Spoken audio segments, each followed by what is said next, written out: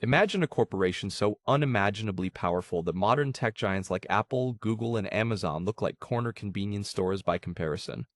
A company that did not just lobby governments, because it was the government. This single entity possessed a private army twice the size of the British Empire's entire standing military. It printed its own currency, managed its own supreme courts, executed its own employees, and held absolute monopolies on the world's most lucrative commodities. Over its lifetime, it systematically funnels an estimated 45 trillion modern dollars out of a single subcontinent. This is the story of the Honorable East India Company. It is history's greatest engine of wealth generation, and it was also its most ruthless instrument of destruction. This is the story of how unbridled capitalism built an empire, sparked global drug wars, and ultimately triggered its own cataclysmic ruin. Welcome to Capital in Ruin, Act 1, The Ultimate Startup. To understand the ruin, we have to look at the capital.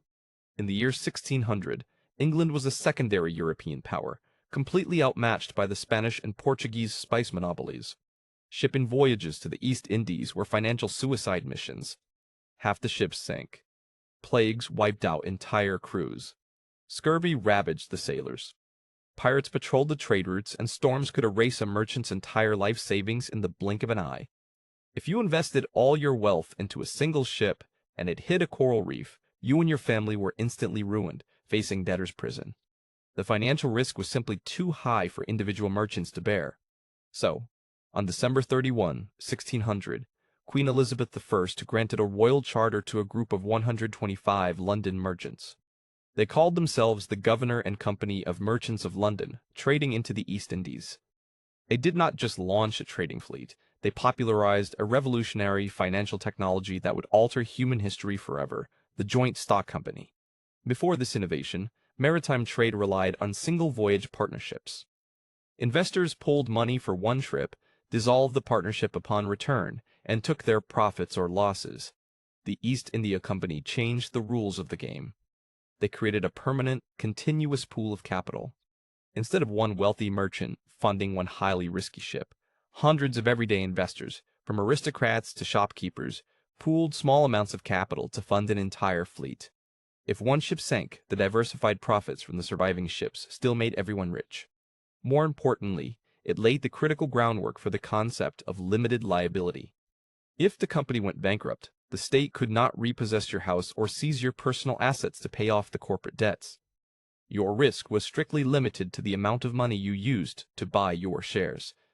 This created a massive influx of public capital, allowing the company to build larger, more heavily armed merchant vessels known as East Indiamen. For the first 50 years, however, it was a lean, desperate startup. The English merchants sailed to modern-day India with a strict, pressing mandate: find something the wealthy Mughal Empire wanted to buy. Here is a wild bit of financial history that completely flips the modern narrative. When the British first showed up on the shores of India, they were the poor ones. The Mughal Empire was an absolute economic superpower, controlling roughly 25% of global gross domestic product. They produced the finest textiles, exquisitely woven silks, and rare spices on earth. The British, coming from a cold, damp island, had very little of value to offer. They brought heavy wool coats, unrefined iron, and lead. The Mughal elites looked at these British goods with utter amusement and indifference. The British quickly realized they could not trade goods for goods. They had to pay for Indian textiles using cold, hard silver. This created a massive macroeconomic problem in London. The British economy was bleeding silver bullion to the east, causing mercantilist politicians to panic that the nation was draining its intrinsic wealth. The company needed a new business model, and they needed it fast. Act 2. From Merchants to Masters. For over a century, the East India Company operated out of fortified coastal warehouses called factories, located in places like Madras, Bombay, and Calcutta. They were guests operating at the whim of the Mughal emperor, paying duties and taxes to local Indian rulers. But in the mid-18th century, the central power of the Mughal Empire began to fracture. The emperor in Delhi lost control of his distant provinces, and local nawabs, or regional princes, began vying for power, triggering a wave of civil wars and instability across the subcontinent. The company saw a massive arbitrage opportunity. They realized that in the fractured state, military force is the ultimate financial asset. If they could control the rulers, they could control the markets. They began aggressively recruiting local Indian men, training them in European military discipline, equipping them with modern muskets, and calling them sepoys. These soldiers were paid regularly with corporate capital, making them fiercely loyal to the company's payroll rather than to any local flag or king. Entered the ultimate corporate raider, Robert Clive. Clive was not a brilliant military strategist. He was a ruthless, calculating company man who suffered from severe depression and possessed an insatiable hunger for power. He realized that insider trading, espionage, and bribery were far more effective than direct warfare. In 1757, the tensions between the company and the young anti-British Nawab of Bengal, Siraj Uddaula, exploded into open conflict at the Battle of Plassey. On paper, the company stood absolutely no chance. The Nawab possessed over 50,000 soldiers and heavy artillery supported by French advisors. Clive had just 3,000 men, but before a single shot was fired, Clive privately bought off the Nawab's top military commander, a man named Mir Jafar. Clive promised Mir Jafar that the company would place him on the throne of Bengal in exchange for treason on the battlefield. When the fighting began, a sudden monsoon downpour soaked the Nawab's gunpowder, rendering his artillery useless. The Nawab's forces assumed Clive's gunpowder was also ruined, but Clive had kept his ammunition dry under tarpaulins. When the Nawab's cavalry charged, they were mowed down. Mir Jafar stood his massive division of the army down, refusing to fight. The Nawab's army panicked and defected. Clive won the incredibly wealthy province of Bengal with minimal casualties. This was not just a military victory. It was a hostile corporate takeover. Mir Jafar was placed on the throne as a puppet ruler, and Clive personally walked into the Bengal treasury, filling boats with millions of dollars worth of gold, silver, and jewels as a personal reward and corporate indemnity. But the real financial jackpot came in 1765. The company forced the weakened, defeated Mughal emperor to grant them the Diwani. The Diwani was the legal right to collect all the public tax revenues of Bengal, Bihar, and Odisha, which were the richest, most industrialized provinces in all of India. Think about the sheer financial madness of this arrangement. A private for-profit London corporation, operated by an elite board of directors, was now legally entitled to tax millions of foreign citizens. They immediately re-engineered the entire economy of Bengal to maximize revenue.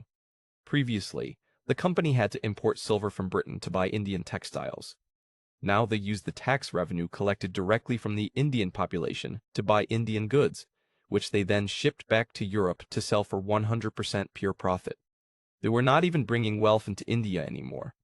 They had created a closed-loop system of economic extraction, looting a grand civilization using its own tax money.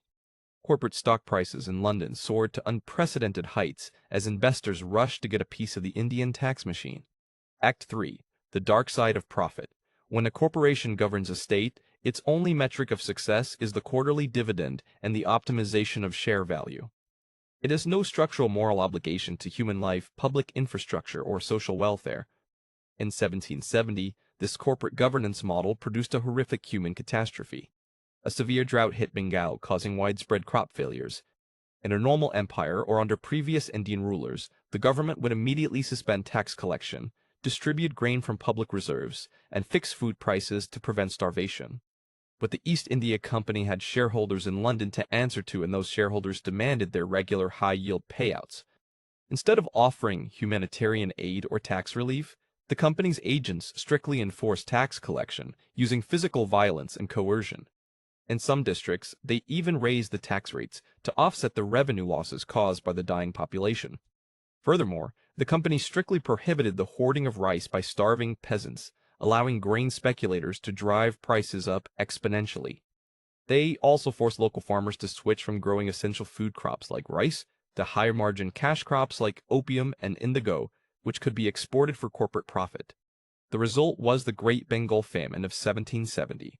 Roughly one-third of the entire population, meaning up to 10 million human beings, perished from starvation and disease. Entire villages were wiped out, leaving fertile fields to revert to wild jungle. Yet, when the corporate accounting books were closed at the end of the year, the company's gross tax revenues remained largely unchanged during the absolute peak of the famine. The management proudly wrote to the directors in London, noting that despite the adversity, the revenue collection was successfully maintained. It was a staggering financial success, built entirely on a mountain of human corpses. However, this relentless drive for high-margin products soon created a massive global trade imbalance that threatened the British economy. Back home, the British public had developed an insatiable, massive addiction to Chinese tea. By the early 19th century, tea imports accounted for a huge percentage of total British customs revenues. The problem was that the Chinese Qing dynasty operated under the strict Canton system. They did not want heavy British wool coats or any manufactured European goods. The Chinese emperor demanded payment exclusively in silver bullion. To prevent their domestic silver reserves from draining out completely into China, the East India Company turned into history's most sophisticated, heavily armed drug cartel. They took over vast tracts of fertile Indian land, forced local farmers to cultivate poppies, and processed the raw harvest into highly potent, standardized chests of opium in corporate-run factories. Because opium was strictly illegal in China, the company could not sell it directly at the port of Canton. Instead, they auctioned the opium off to independent country traders in Calcutta, washing their hands of legal responsibility. These private traders smuggled the opium into China through corrupt coastal officials, exchanging the drugs for silver. That silver was then deposited into the East India Company's bank accounts in Canton, which the company used to legally buy the Chinese tea destined for London. By the 1830s, millions of Chinese citizens across all social classes were thoroughly addicted, destroying the social fabric and economic stability of the Qing Empire. When the Chinese government finally reached its breaking point and sent a special commissioner, Lin Zexu, to crack down, confiscate, and destroy millions of dollars worth of illegal British opium chests, the company was furious. They used their massive political influence and wealth to lobby the British Parliament, demanding military intervention. The resulting opium wars were not fought for democracy, free speech, or human rights. They were fought entirely to protect a corporate drug monopoly's profit margins and enforce the opening of foreign markets at gunpoint. Act 4. Too big to fail and absolute ruin. When you optimize an organization entirely for short-term capital extraction and ignore structural liabilities, you inevitably build up massive hidden systemic risks. By the late 18th and early 19th centuries, the East India Company faced a bizarre, massive financial paradox. While its individual directors, officers, and employees were returning to England as nabobs, who were unimaginably wealthy men who bought up massive country estates, constructed luxurious mansions, and purchased seats in Parliament to protect their interests, the corporate entity itself was drowning in debt. Running a private standing military of 260,000 men to forcibly occupy, police, and tax a hostile foreign population is an extraordinarily expensive endeavor. The costs of endless military campaigns, administrative corruption, and the maintenance of fortresses across India began to outpace the tax revenues. In 1772, the EIC faced an existential liquidity crisis. A massive credit crunch hit Europe, and the company found itself unable to pay its short-term debts to the Bank of England, while simultaneously sitting on millions of pounds of unsold tea in its London warehouses. If the East India Company collapsed, it would take down the entire British banking system, ruin the London stock market, and bankrupt half the British aristocracy who held its stock. Sound familiar? The British Parliament realized that the corporation was, in modern terms, too big to fail. They could not allow it to go under without dragging the empire down with it. To save the company, Parliament passed the historic Tea Act of 1773. This corporate bailout allowed the East India Company to bypass standard colonial taxes and dump its massive excess inventory of tea directly into the American colonies, undercutting local colonial merchants. That direct government intervention to save a failing corporation infuriated the American colonists, leading directly to the Boston Tea Party, where angry citizens dumped corporate tea into the harbor, sparking the American Revolution. The East India Company's financial mismanagement had literally cost Britain its American colonies. Despite government regulations and periodic charter renewals that slowly stripped the company of its commercial trade monopolies, the corporate state in India kept expanding, driven by aggressive governors-general who conquered more territory just to generate more tax revenue to pay off the mounting debts. It was a vicious corporate Ponzi scheme fueled by military conquest. The final ruin, however, did not come from a stock market crash in London, but from deep within the ranks of its own army in India. By 1857, decades of systemic economic exploitation, heavy-handed taxation, cultural arrogance, and absolute corporate indifference broke the camel's back.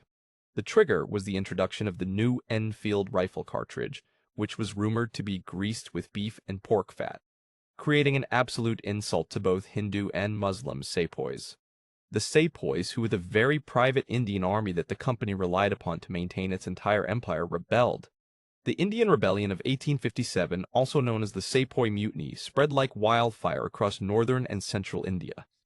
It was a brutal, bloody, and chaotic conflict that lasted for over a year, characterized by extreme violence on both sides.